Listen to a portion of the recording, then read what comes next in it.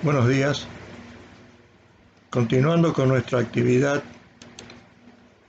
del año 2023, nos ha parecido oportuno dedicar este video a hacer un breve análisis del tema masonería,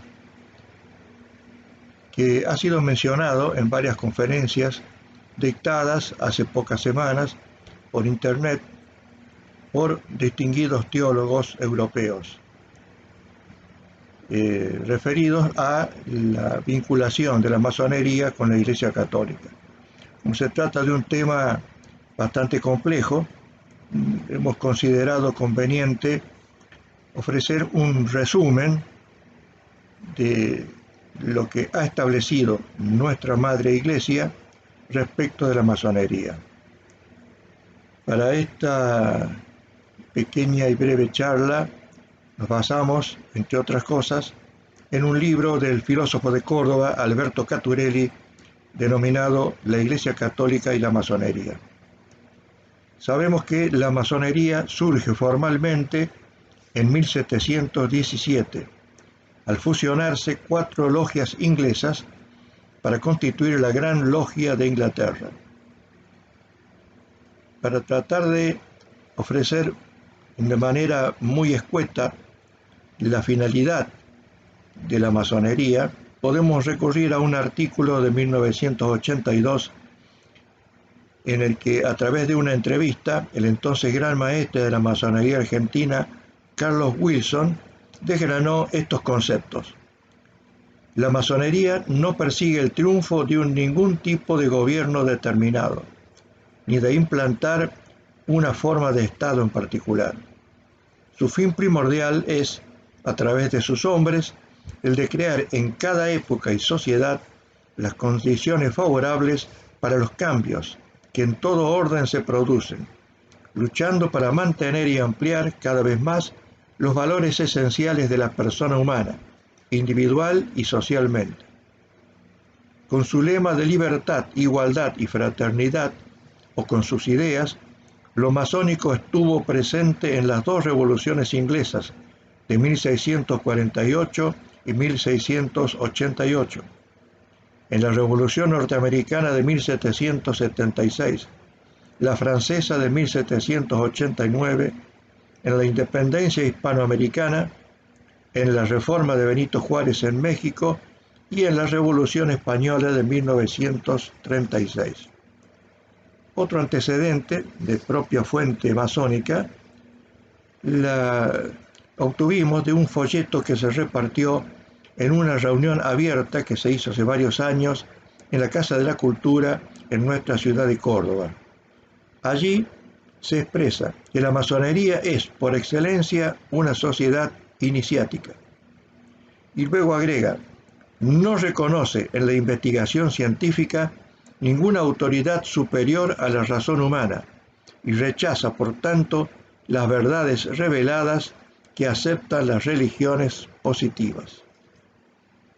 Bastan estos conceptos para comprender la antinomia esencial que existe entre esta organización y la Iglesia Católica, que a los pocos años de haberse constituido, como dijimos formalmente, la masonería en Inglaterra, el entonces Papa Clemente XII emitió la bula In Eminenti el 2 de abril de 1738, donde expresa de manera contundente y en el lenguaje de la época: hemos llegado a saber, aún por la fama pública, que se esparcen a lo lejos, haciendo nuevos progresos cada día, ciertas sociedades, asambleas, reuniones, agregaciones o conventículos, llamados vulgarmente de francmasones, o bajo otra denominación, según la variedad de las lenguas, en las que hombres de toda religión y secta, afectando una apariencia de honradez natural, se ligan el uno con el otro con un pacto tan estrecho como impenetrable, según las leyes y los estatutos que ellos mismos han formado, y se obligan por medio de juramento prestado sobre la Biblia y bajo graves penas a ocultar con su silencio inviolable todo lo que hacen en la oscuridad del secreto. Pero como tal es la naturaleza del crimen, que se descubre a sí mismo, da gritos que lo manifiestan y lo denuncian. De ahí que las sociedades o conventículos susodichos han dado origen a tan fundadas sospechas en el espíritu de los fieles, que al alistarse en estas sociedades es para las personas honradas y prudentes contaminarse con el sello de la perversión y de la maldad. Y esta sospecha ha tomado tanto cuerpo que en muchos estados estas mencionadas sociedades han sido ya hace mucho tiempo proscriptas y desterradas como contrarias a la seguridad de los reinos. Continúa el Papa Clemente XII. Después de madura reflexión y de nuestro pleno poder apostólico, hemos concluido y decretado condenar y prohibir estas dichas sociedades, asambleas, reuniones, agregaciones o conventículos, llamados los francmasones, o conocidos bajo cualquier otra denominación. Como nos los condenamos, los prohibimos por nuestra presente Constitución, valedera para siempre. Por esto prohibimos seriamente y en virtud de la santa obediencia a todos y cada uno de los fieles de Jesucristo entrar en las dichas sociedades de francmasones. Nosotros les ordenamos en absoluto que se abstengan enteramente de esta clase de sociedades. Esto bajo pena de excomunión en que incurren todos contraviniendo, como arriba queda dicho, por el hecho y sin otra declaración de la que nadie puede recibir el beneficio de la absolución, por otro, sino por nos o por el pontífice romano que entonces exista, a no ser en el artículo de muerte. Que no sea permitido a hombre alguno infringir o contrariar por una empresa temeraria esta bula de nuestra declaración, condenación, mandamiento, prohibición e interdicción. Si alguno presume atentar contra ella, sepa que incurrirá en la indignación de Dios Todopoderoso y de los bienaventurados apóstoles San Pedro y San Pablo. Hasta aquí un resumen de esa bula in eminenti, que fue confirmada por varios documentos de la Iglesia. Pero andando el tiempo, comenzaron a surgir algunas dudas, incluso en nuestro siglo, hace muy poco tiempo, algunos sacerdotes y hasta obispos argentinos participaron de reuniones en logias masónicas considerando que era posible llegar a un entendimiento y a una relación cordial con esta organización. Por eso conviene recordar el documento de mayor entidad que produjo la Iglesia en el año 1884 por vía de León XIII, en la encíclica Humanum Genus, que vamos a resumir porque posee más de 30 páginas y puede resultar fatigosa, además de difícil de encontrar esta encíclica. La estructura de este documento podemos distribuirlo en 8 puntos. El primero, dice el Papa León XIII, por la envidia del demonio que indujo al hombre al pecado, la humanidad quedó dividida entre el reino de Dios y el antirreino de Satanás, y la masonería pertenece a este último, en cuanto opuesto a la Iglesia. 2. Las anteriores advertencias de los pontífices han sido confirmadas por los hechos. 3. Se destaca su carácter secreto y de ocultamiento, aún para muchos de sus propios adeptos, y de sus planes íntimos y verdaderos, procediendo al modo de los antiguos maniqueos. A pesar del secreto, en los efectos visibles se verá la naturaleza de la causa. 4. En cuanto a su esencia, se destaca su radical naturalismo, que busca la destrucción del cristianismo, mediante la negación de la revelación y la anulación de la influencia de la Iglesia, por la soberanía absoluta de la razón y en el orden temporal, la separación total de la Iglesia y del Estado. El Papa ha identificado a la masonería con el liberalismo extremo principalmente, sin excluir al liberalismo moderado y el muy moderado, por cuanto, como dirá en la encíclica Libertas, 4 años después, niega el orden sobrenatural trascendente y pone en el pueblo el origen del poder, lo cual también alcanza al liberalismo moderado o deísta, que simplemente ignora el orden sobrenatural, y también al liberalismo muy moderado, que sin negar aquel orden lo separa del Estado. El liberalismo, principalmente el extremo, pero también los otros dos, por ejemplo, el muy moderado que aceptan muchos cristianos, es expresión fiel del ideario masónico. 5. El naturalismo va a dar paso al indiferentismo religioso y a la igualación de todos los cultos. 6. Es menester por eso mencionar los grandes principios de este naturalismo. Pierden certeza las verdades metafísicas, como la existencia de Dios, inmaterialidad y espiritualidad del alma. Se anulan las virtudes sobrenaturales y en general el orden de la gracia.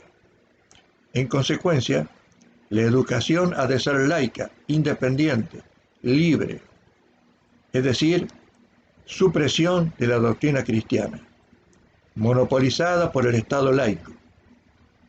También niega la masonería el pecado original, exaltando la mera naturaleza y favoreciendo la corrupción de las costumbres. Por ese camino procura, entre otras cosas, la destrucción de la familia, sobre todo mediante la imposición del divorcio vincular. 7. En cuanto a las doctrinas políticas de la masonería, son las del liberalismo. Exaltación de la igualdad, fundada en el error de que la autoridad existe por mandato del pueblo, ateísmo del Estado, igualación de todas las religiones, todo lo cual es contrario a la sana razón, y pone de manifiesto, en cuanto procura la destrucción de la Iglesia, el odio de Satanás contra Cristo.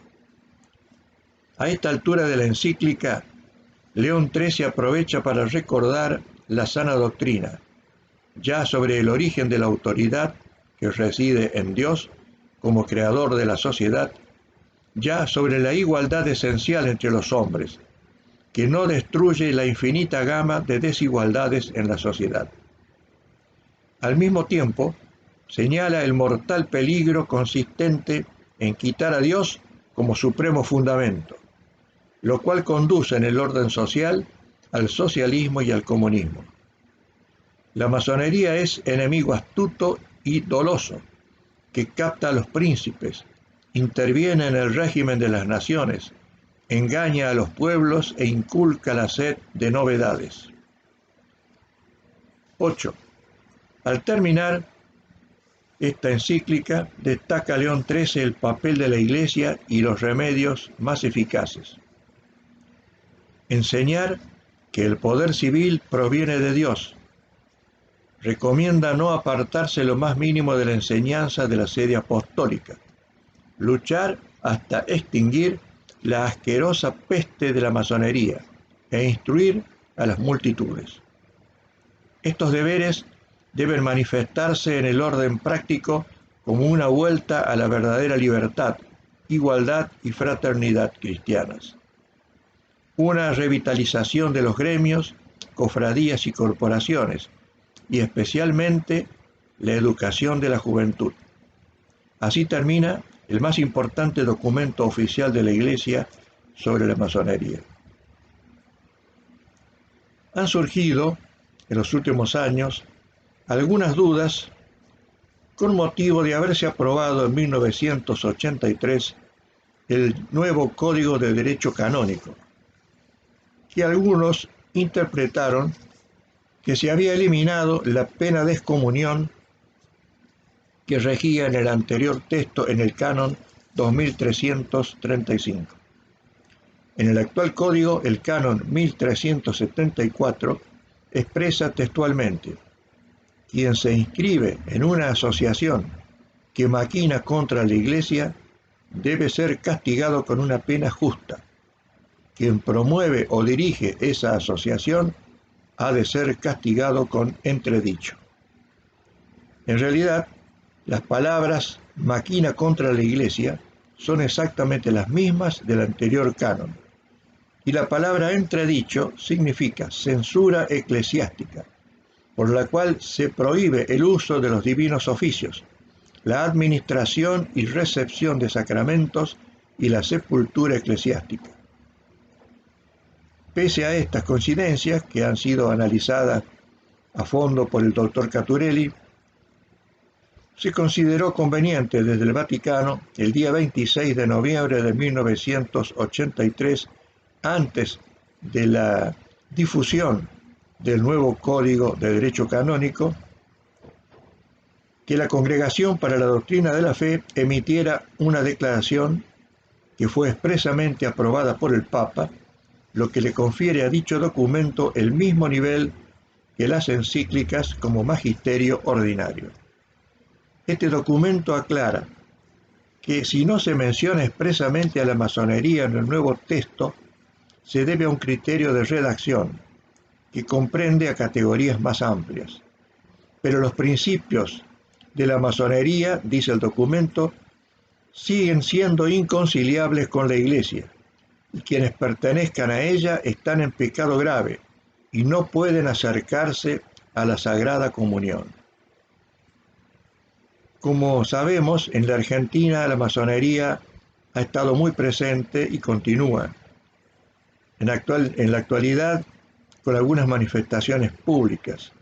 Como recordábamos, hace pocos años en nuestra ciudad se hizo una tenida abierta a la que asistió el entonces gran maestre de la masonería argentina, y en el antesala, además de repartirse el folleto del cual hemos leído un párrafo, se exhibían carteles en donde figuraban la lista de la mayoría de nuestros héroes como integrantes de la masonería. Por ejemplo, San Martín, Belgrano, etc., que está demostrado por la historia seria, científica, que jamás pertenecieron ni pudieron pertenecer a esta secta. Entonces no está de más recordar una declaración del episcopado argentino del 20 de febrero de 1959, que ofrece un resumen de lo Humanum Genus que hemos mencionado recientemente, y termina recordando que el orden y la esencia del ser argentino es la fe católica, y que cuantos sienten en su pecho el amor a la patria deben ver en la masonería y el comunismo a los enemigos de nuestras tradiciones.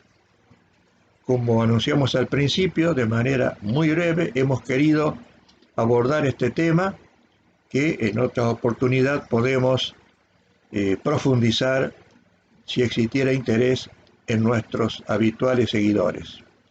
Agradecemos la paciencia, la constancia de quienes nos benefician escuchándonos, e incluso los 35 seguidores que están anotados para recibir automáticamente cada uno de los videos que vamos grabando.